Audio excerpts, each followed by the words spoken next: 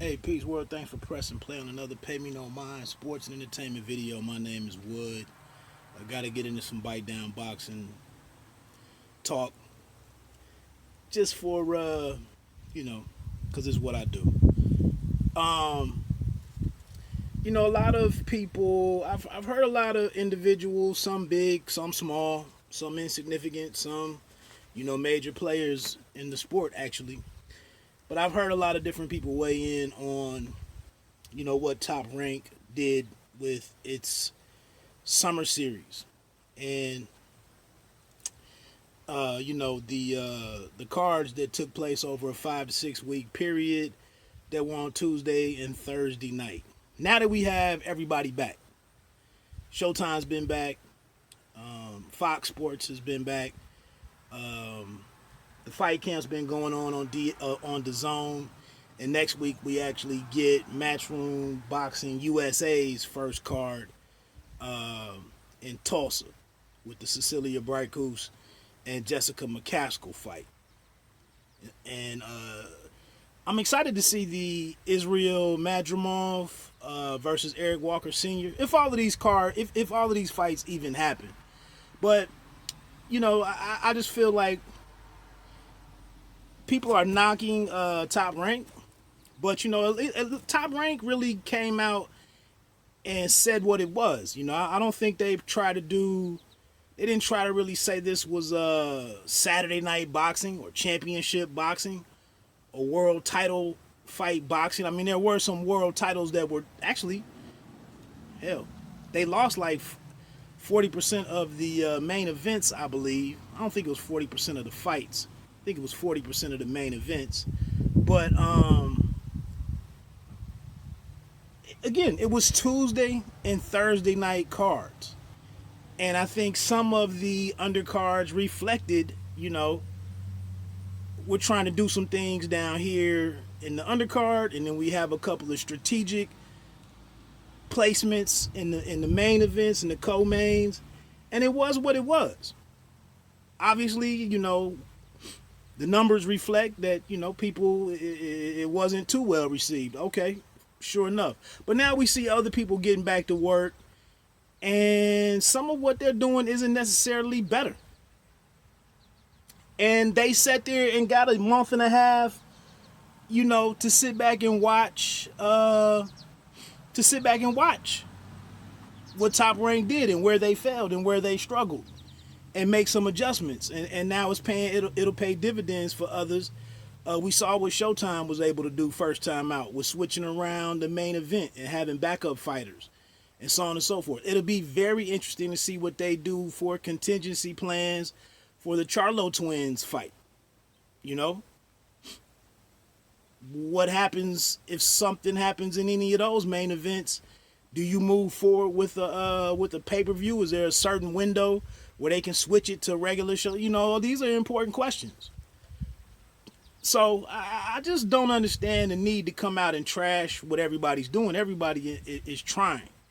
I put a post out on Bite Down Boxing earlier with some of the criticism of Teofimo Lopez, the triangle with Top Rank / Bob Arum, and then Vasily Lomachenko. And who's to blame in that one, and who's doing what, and who's screwing who over, who's not being unfair, and who's being greedy. And, I honestly don't see... I see several sides with reasonable expectations and making reasonable claims and whatnot. But I think it gets to a point where I guess everybody has to stand firm, and we may not get that fight. I think it'd be bad for boxing. But I think putting the onus on ESPN, which is the play of kind of David McWhorter at Split T Management in favor of his client Teofimo Lopez, to put it on ESPN. I think with the sports coming back, ESPN has options, and we really get to see from some of these broadcast partners. What we getting to see right now is how much they really care about boxing, how much And that's the thing. We really don't. We really haven't known what's the true investment of an ESPN, of a Fox Sports. I feel like I have somewhat of an idea on Showtime, but here's McWater saying that ESPN should make this right. I don't know. I mean, you can think that way, but like I said, with other sports coming back onto the fold, what's really the major impetus for ESPN to swoop in and figure out some boxing shit? Seems like a boxing problem in my opinion, but I'm not trying to point the finger at anybody in that whole triangle. But anyway, let's move on to last night's fights. In the headline by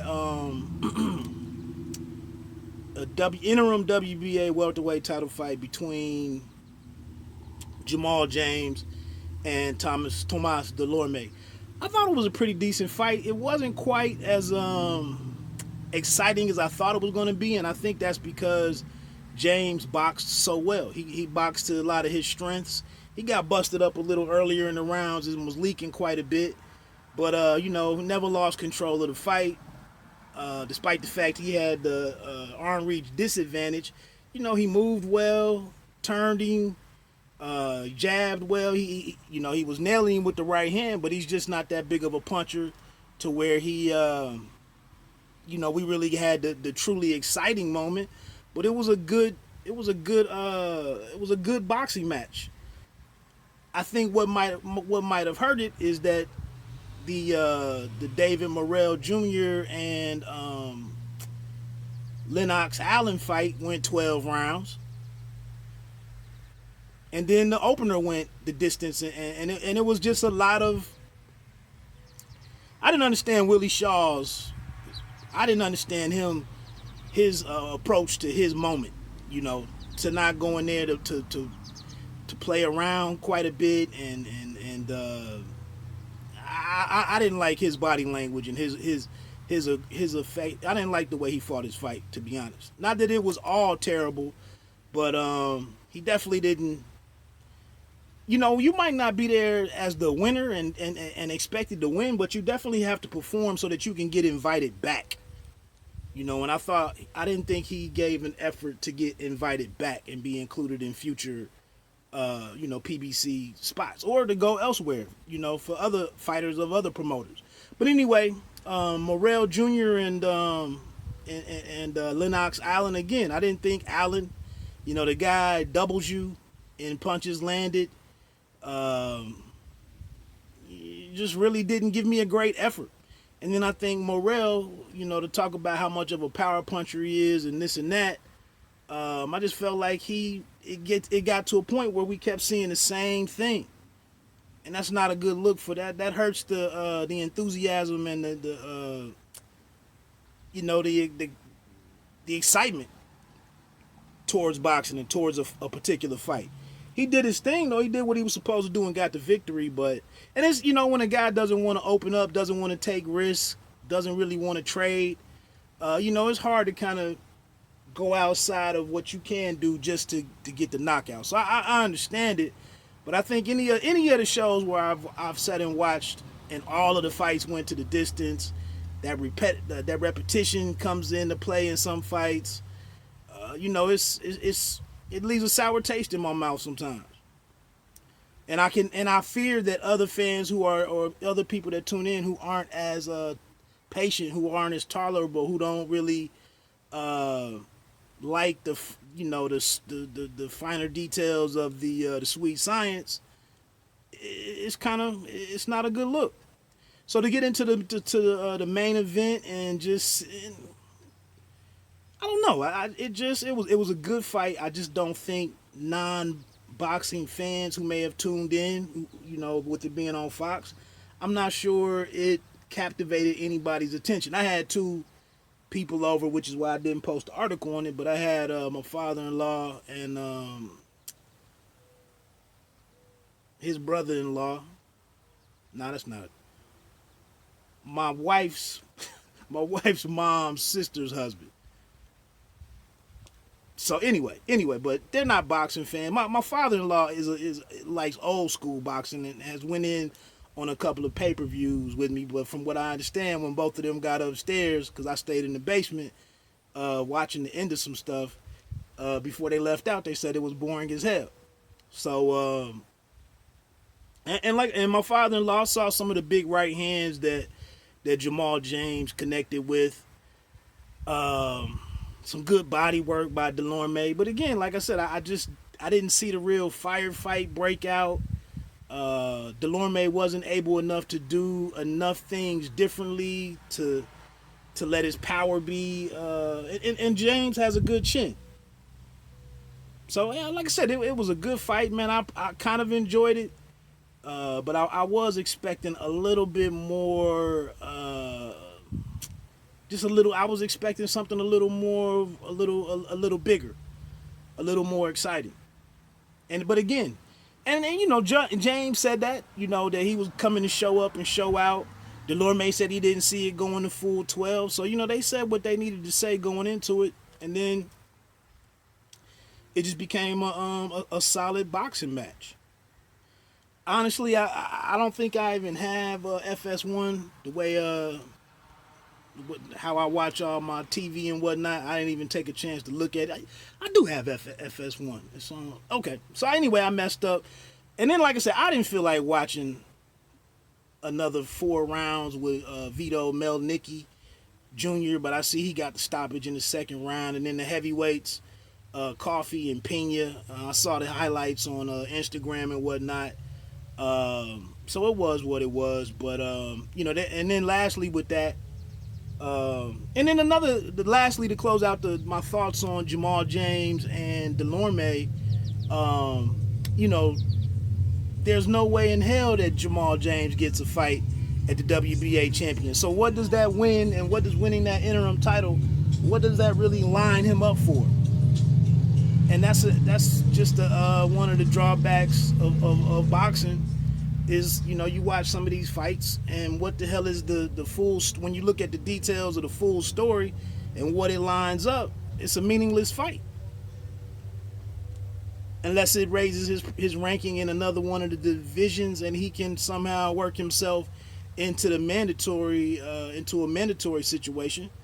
But there's no way in the world that he faces there's no way he gets a shot at the WBA title until Pacquiao gets out of there. Plain and simple. Then lastly, they announced the Fox schedule. I had been waiting for it for a couple of weeks. I saw different people talking about it, and I'm hearing things, and and the Porter fight was on there. Completely disappointing. Now, and it shows a weakness for PBC in a way, because now you go and get these guys in these good divisions. And these B-sides that they got for Erislandy Lara and Sean Porter, we never heard of these people before last night or the last 2 or 3 weeks as some of these rumors started coming up. You never knew who Formella was and Vendetti. Come on, bro. So, again, we get a chance to see what Fox Sports really has to do with boxing once they can't rely on the pay-per-view model. I guess they had 2 open dates out there. Where the hell is Caleb Plant?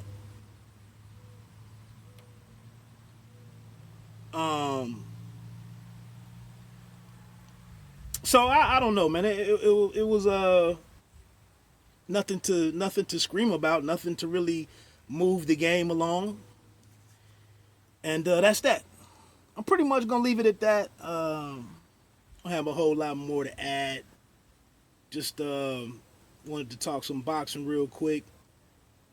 That's it, man. Bite down boxing, don't let them count you out. My name is Wood.